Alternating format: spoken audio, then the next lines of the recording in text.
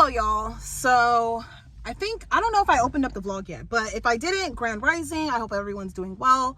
I just wanted to come on here really quick and touch on a subject that I have been researching the past couple of hours, and basically that is Spark scammers and undocumented Spark drivers, people sharing accounts and doing all of that. Because what I've noticed the past month is that it's been a little bit harder to receive orders in certain areas, and especially the first city that I started sparking in. I remember I went back to that city and they actually, for some reason, I will literally be sitting there for like 5 hours and I will not receive not one order. And I've tried all the tips and tricks. I've tried resetting my phone. I've tried like closing out the app. I tried logging out of the app, closing out the app, closing out all of my other apps, resetting my phone, and then re-logging in, and that did not help. And I'm now experiencing the same thing in the city that I used to spark in before. But I'm here and there's a lot of sketchy people here. It's a very Hispanic dominated area, but there are a lot of sketchy people here that speak like different languages and stuff like that. And I just feel like I'm sitting here for like hours and I will not get any orders, but then other people will come in, like the same people would go in and out and they'll be getting orders.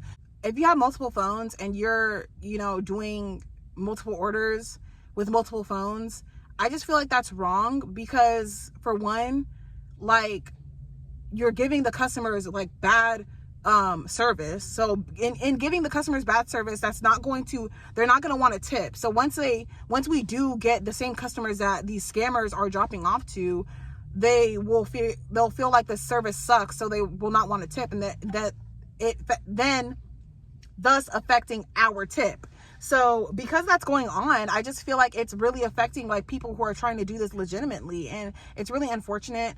At this point, I am just going to do what I can. In the meantime, I wasn't really like going hard with looking for like, I have been applying for jobs. You guys know I finished my medical assistant certification program, and I have been applying for jobs pertaining to that field.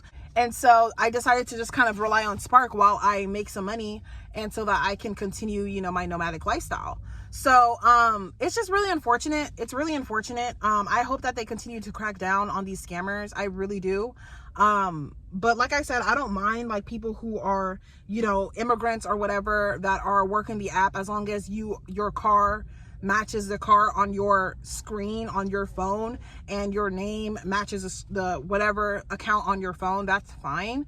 The city that I was sparking in a few vlogs back, 2 vlogs ago, that city I don't think has gotten hit with scammers. But the thing about that city is you could barely make any money. Like, it's really hard. There's more Spark drivers than there are actual customers. Yet I know that fast food job workers are going to be getting paid $20 an hour at minimum once April comes around. I think by April 1st they're going to be starting to pay fast food workers $20 an hour. So I wouldn't mind getting back into fast food if that's the case, if I could just get there and get in and do full time, because considering that I don't have any bills, like, it won't be too bad for me. Obviously that's not like a long-term solution, but as far as just saving money for the meantime, or while I find a better job, it would definitely be a lot better than doing Spark, because you could be waiting here for hours and not get anything, versus like if it's slow in fast food, you would still be getting paid.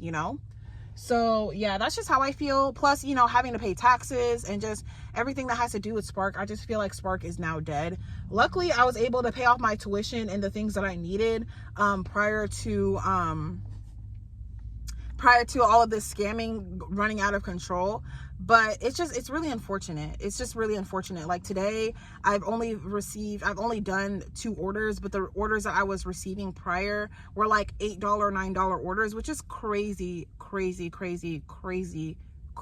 to me that anybody would do an order for $8. And at this point, I don't think it's an acceptance rate type of thing. I don't think it's an acceptance rate type of problem, because I remember there was times where my acceptance rate was like below 30% and I was still getting decent orders. So I don't think acceptance rate is a problem. I think it's just making sure that your app is like free to accept orders at a certain time, and when orders are being dispatched, as well as like making sure. Okay, hold on, my order is here. Hold on, let me put it back on So yeah, so I just got an order for $38. There's an incentive for $3 from a specific store, and I feel like they're handing out the incentives because they know customers aren't tipping, and because customers aren't tipping, that the drivers don't want to pick up those orders, and then the customers aren't able to get their orders either on time, or they're just not able to get their orders like at all because the customer failed to tip, and then they have to kind of like constantly regroup the orders so that the customers can get their orders. Easy, because let me tell you something. Hold on, let me adjust this so y'all can hear me when I say this. Let me tell you something. I have worked for Lyft, I have worked for Uber, I have worked for both Uber and Uber Eats. I have worked for Lyft. I have worked for, I remember Caviar back in the day. I have worked for so many of these different gig companies, and when I tell you, every single last one of these gig companies ended up with some sort of lawsuit around tips, around malpractices, around something. So this past few months, I've actually received a notice. I think it was from Uber with Zimmerman. This Zimmerman, I received a notice from Uber, I believe. I think it was Uber. I don't know exactly what it was, but I think it was Uber or Lyft, one of the two. But it was like this Zimmerman lawsuit where basically they're approving, at least for me, I got $150, but they're still in the process of approval for that $150. And yeah, like before, I believe I got like 50 something dollars. It's not really a whole lot, but yeah, when you think about the class action lawsuit, as a whole, and then it would be like, okay, we're gonna give out like 7 billion, or not 7 billion, but like they're gonna give out like maybe 1 million or whatever, because mind you, like these gig apps, they make a lot of money.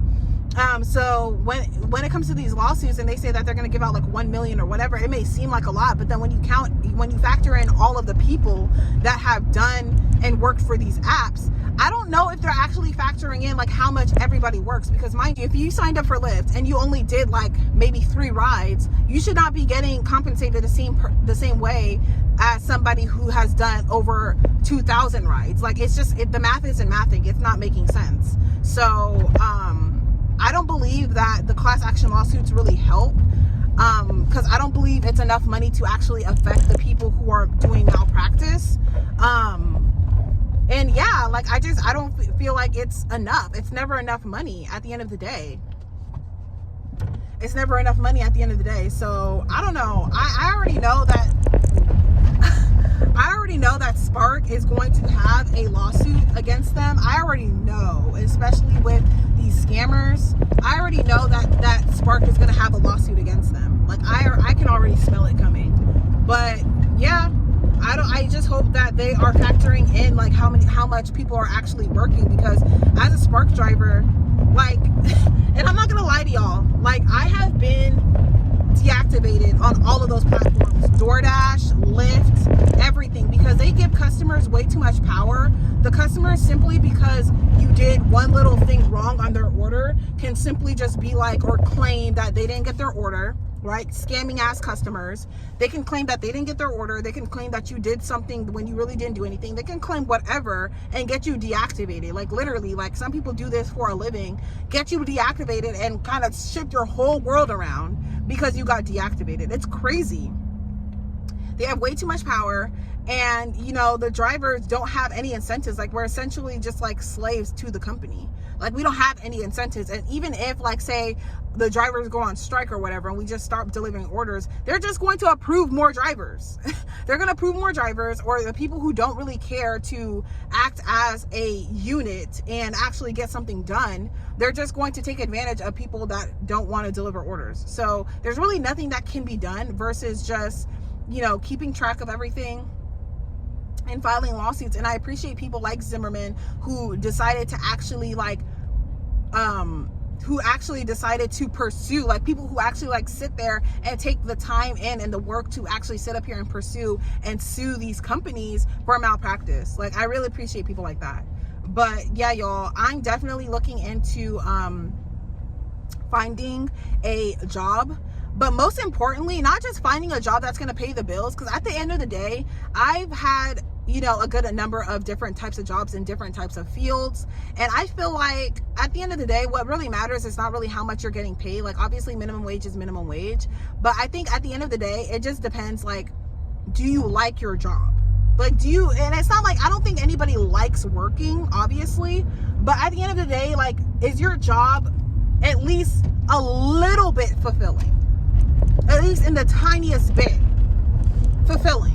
I feel like that's what really truly matters at the end of the day, because when your job is a tiny bit fulfilling, I just feel like it's a lot easier for you to manage. So I was thinking about, like, either I'm gonna get a job where I don't have to deal with anybody, and kind of like UPS delivering, or maybe not Amazon. I don't think Amazon pays enough, at least at the moment. But I'm probably gonna do like UPS or USPS. I've applied to some of those jobs, but you know, UPS, they're getting a good amount of pay. So I was thinking maybe I can hop onto that, doing UPS delivering, or I can hop on into creating my own business with. Oh my gosh.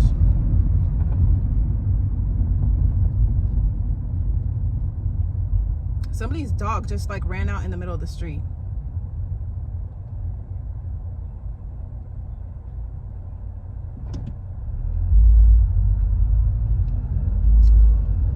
Yeah, creating my own like trucking business, because word on the street is that they're gonna be out of diesel soon. So that's definitely a potential opportunity for people to